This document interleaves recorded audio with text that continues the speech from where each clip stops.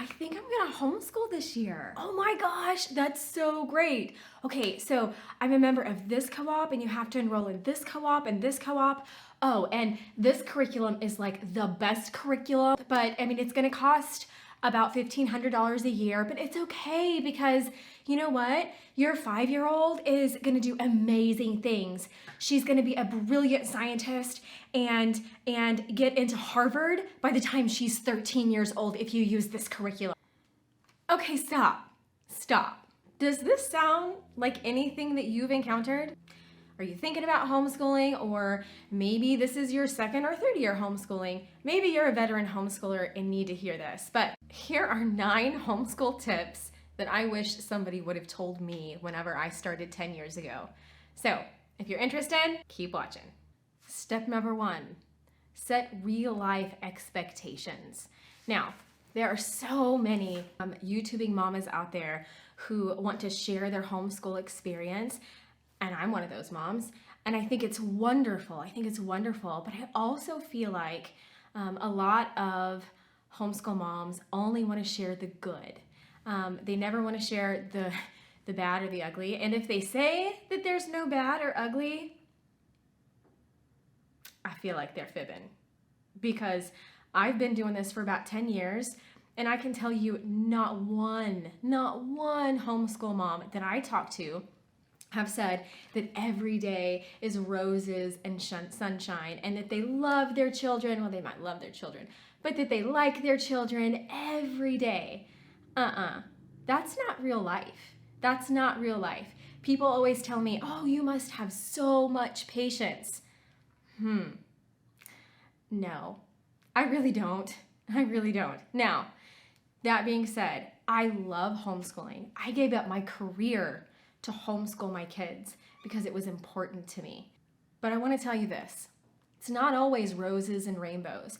There are many days that I want to chase that yellow bus and say, please take my children. There are many days. There are also many days where I lose my mind on my kids. But you know what?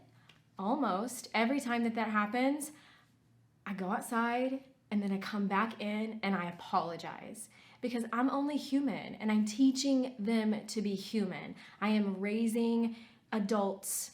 You know, people always say, oh, I'm raising chickens. They don't say I'm raising chicks. They say I'm raising adults. It's the same way in my house. No, they don't say I am raising adults. They say I am raising chickens. Anyways, it's the same in my house. I am raising adults. I am not raising children. And so when I mess up and I lose my temper and I lose my cool, which happens probably too often, I apologize and I seek their forgiveness, and we're good. But not every day is roses and sunshine. So set your expectations that it's not always going to be perfect, but it's going to be really good a lot of the time. Tip number 2, curriculum choices. There are so many curriculum choices out there, so many. It can be so overwhelming. There's Sunlight, there's Saxon Math, there's Bob Jones, there's Abeka, so many, too many to name. But let me tell you this, and so many of them have this astronomical price tag, which is okay. If you can afford that, go for it. But the thing is, some of the best curriculum that I have is free. It's freely available to anyone who can download and print it. Progressive phonics is one that I love for reading. I should put a link in the description.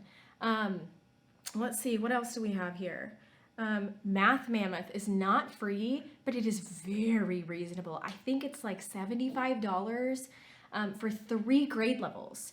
And I love it because it gives instructions, like teacher instructions, on the top of the spreadsheet. And then the kids do the spreadsheet that's right underneath the instructions. It's wonderful. There's Easy Peasy Homeschool, or an all-in-one homeschool.com. That's a totally free curriculum, a really great free curriculum. There are so many different curriculum choices out there. Now, some women collect handbags or jewelry. I'm a sucker for homeschool curriculum, and so I have a huge closet full of all the different kinds. If you have a question about it, I've probably used it. Now, we have 4 different children in very different grade levels. There's about 3 or 4 year separation between all of my kids, and I've used a lot of curriculum. But I can tell you this, the curriculum that was best for our family was the curriculum that we used.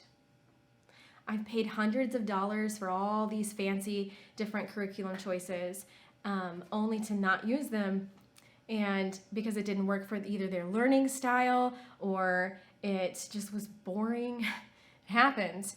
But there are so many different curriculum choices out there. Don't be overwhelmed. Look at the free options that I'll link in the description. Those are really good starting points. Or if you want an all-in-one in your budget and it's within your budget, you can look at something like Bob Jones or Abeka. They have all-in-one curriculum that you can use. One of the things that I love this year is Acellus. I'm not affiliated with any of these, by the way, none of them. But we use Acellus this year because I have 4 different grade levels in my home, and it was really hard to cover the basics in all 4 of those very different grade levels. So that has worked out really well for us. We supplement with several things, but that has worked for us. So there are tons of curriculum choices out there, and there are tons of support groups available for you. So there we go. There's curriculum. Don't be overwhelmed. Tip number 3, guard their heart. Remember when your little one was in diapers and you were potty training and it felt like forever. It just took forever for them to get the concept to go in the potty, right? And eventually they did. You had other mamas out there, I'm sure, telling you they're not going to go to college not knowing how to use the bathroom. It's the same thing with this. Unless there's a significant learning disability, your kids are not going to go off to college without the knowledge of math, without knowing how to read, without being able to tie their shoes, without being able to identify shapes or do basic math problems. Unless there's significant disabilities, learning disabilities there, your kids are going to be just fine. And sometimes the timeline that's in your curriculum or the timeline that other mamas have for their kids just doesn't work for your kid. And that's okay. That's okay. You need to give your kid the room that they need to grow and to learn in whatever capacity that is for them. I have one student who didn't read until I think she was 6 or 7. She started reading at 6 or 7, and now she's a voracious reader, reads thick, awesome novels. I have another kiddo who didn't start reading until he was 9, but he's a great reader now. And I have another kiddo who still struggles today. But you know what? He's making a lot of progress every day. And if you just give your kids that time that they need to for the little brains to mature, to be able to grasp some of these concepts, it's gonna be okay. So in guarding their heart, mama, if you're an A-type like me, you just need to breathe. Just breathe. It's going to be okay. And another thing I'm gonna say on guarding their heart, again, if you're A-type like me, you are going to expect that every one of these worksheets get done on time and in order, and every problem on the sheet is completed. But you might do it at the sake of your relationship with your kid. So if they're really struggling and they're really having a moment that day, or they just need snuggles, then you put it away and you snuggle your kid, because it's going to be okay. You're going to get through the work, but that relationship has to be there. You're going to get through the work, but if in the process of getting through that work, you squander that intrigue and that love of learning with your kid, man, that's hard to get back. That's hard to get back. speaking from personal experience. I wish years ago I would have listened when some wise homeschooling mamas told me to just calm down and relax and enjoy this time. They're going to be okay. They're going to be fine. It may not be on your timeline. It may not be on your co-op's timeline, and it may not be with the state's timeline, but your kids are going to be just fine because nobody in this world cares more about your kids' education than you do. Step 4, learning styles. 3 main learning styles. There's kinesthetic, there's auditory, and there's visual. This isn't something that you have to know in and out and every detail of, but it's good. It's something good to keep in mind. And again, it goes back to like that relationship with your child, right? So I'm going to give you an example. My daughter is an auditory learner. She can be playing with Legos or writing a paper or doing anything, and she can still hear and absorb anything that you're saying. That's just how she's wired. I'm a visual learner.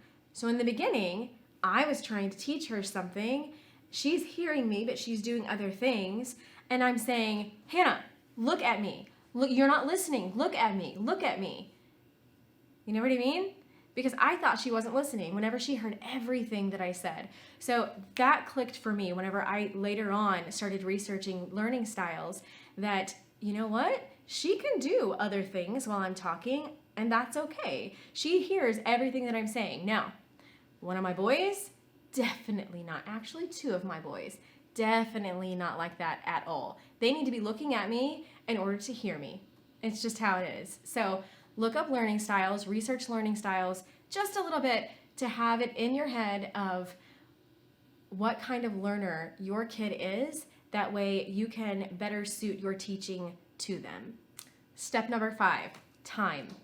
How long does it take? I will tell you, even with my high schooler, we are usually done by like 1 or 2. Now, with my middle school and under, we are done with official school by noon, by lunchtime, and we usually start at about 9 o'clock in the morning. And we'd have a few breaks here and there. The breaks are longer for my kindergartner and shorter for my middle schooler. We add in those breaks and we get all of our schoolwork done usually by lunchtime. It doesn't take a lot of time. We're not taking roll like in public school. We are not taking bathroom breaks. There's 1 teacher and, well, in my case, 4 students. And they all have what they are supposed to be working on each and every day. They know what needs to get done. And so I am there to teach them in subjects and guide them and just make sure that they're doing what they're supposed to do in other subjects. So it doesn't take near as long as what a public school student takes, which leaves you plenty of time in the afternoon to run errands or take care of the house if you need to, or really dive deep into something that they're interested in, which is the best way to learn anything anyway. Anything. Step number 6, socialization. We have too much socialization. Too much. There are sports programs that you can enroll your kids in. You can do dance, you can do karate, you can do robotics. We are heavy in robotics. I love robotics. Don't get me started. Maybe I'll do a video on robotics. There is a local archery club where I live. There are co-ops that you can participate in. There's churches. There's just a lot. There's a lot. So I suggest that you reach out to your local Facebook community and you find out, or Facebook homeschool community, and you find out what's going on. There's going to be a ton of moms, I'm sure, that will be there to guide you in the right direction of all the different things that are available for your kids. Oh, our local co-op has a prom, and a formal, awesome graduation. It's just amazing. It's just amazing the opportunities that are there for homeschoolers now, even as opposed to 10 years ago when we started. They just keep growing and growing and growing. So socialization, not a problem. Tip number 7, public school versus homeschool. So there is public school at home, which right now during COVID, I bet a ton of people are doing public school at home. But you have the option, depending on what state you live in, because the state laws are different for every state. I recommend checking out the Homeschool Legal Defense Association. I'll link that below. So one big difference in Oklahoma is that we are not required to take Oklahoma state testing. So that's one big difference in homeschool versus public school at home. Another difference is that when you homeschool, you have full and total control over any of the curriculum choices that are out there. With public school at home, you don't. So if that's you, see how you can connect with other mamas, because this conversation is the best thing that you can do in this journey of keeping your kids at home and keeping yourself sane. Tip number 8, professionalize your motherhood. Professionalize your motherhood. I heard this from a different YouTube channel. I think it's Nikki at A Farmhouse Full. I heard her say this years ago, professionalize your motherhood. And I have got to say that it changes things. It's a game changer. When I say professionalize your motherhood, there are so many of us out there, me included, still half the time probably. I roll out of bed, I take maybe 30 minutes to an hour to drink my coffee. I may or may not put on makeup. I may or may not get dressed for the day. There are some days I walk around all day with my robe on. But I'm telling you right now that the days that I do that are the days that we are not as productive as we could be. So I say professionalize your motherhood. It was some good advice, so I'm going to pass that along.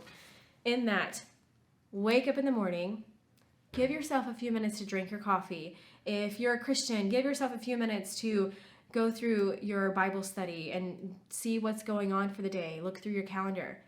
But set that time limit. Set that time limit. Now you think about it, if you were working outside of the home, and maybe you are, you have to be at work at a certain time.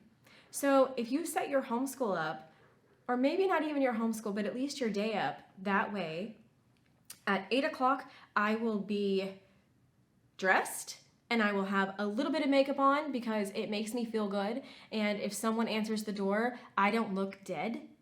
That happens to me a lot, by the way. If you do that for yourself and you put your shoes on and you're ready to go for the day, it makes all the difference in the world. If you need to run an errand, you're dressed and you're ready to go. Even if that's in yoga pants, you're dressed and you're ready to go. Put your shoes on.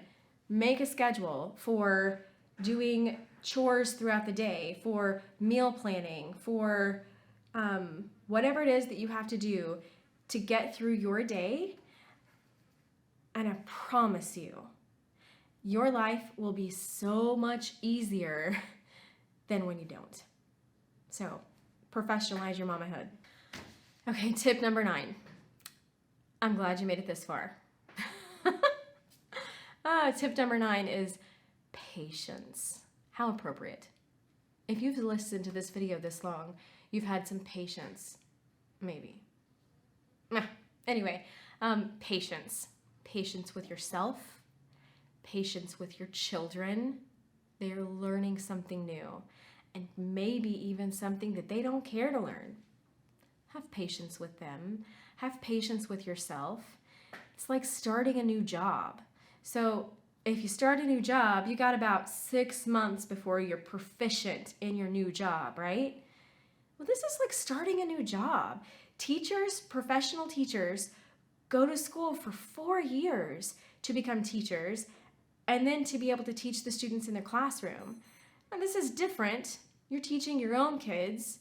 It's different, but there's still a learning curve there. So just give patience to yourself and patience to your children and love them. And remember, they're not going to go off to college not knowing the things. If that's your kid's path, maybe it's not college, maybe it's starting their own business. I don't know what that is, but they're not going to graduate from your homeschool not knowing all the things, right? They're not going to do it. So your job, I feel like number 1 as a parent, is to love them no matter what and even if. And if you're showing love and patience in this journey, everything else will come. Everything else will come. Okay, all done. I hope that you found encouragement from this. And know that nobody has the right answer. And you can do your homeschool however you want to. There are a ton of resources, a ton of options, a ton of support. And if there's no support in your area, reach out. I'll support you. I'll say, get it, girl. It's going to be okay. Sometimes we all need that. I need that because though I love my children, some days I don't like them very much. So anyway, I hope that you found encouragement with this video. If you liked what you saw, give it a like, comment, and subscribe. Thanks. So many things that you can do. You can enroll in my sports group, and you can enroll in all of the things at the library, and you're gonna have to set aside about 3 hours a day to do read aloud with your children because it's very important, and you have to make sure that you are feeding into them all of the time. And this is just gonna be wonderful. Well, I just think that's a terrible idea. I don't know why you would want to do that to your children. I mean, you're depriving them of valuable socialization, and that's important for youth when they grow up. And how are you gonna teach? Are you qualified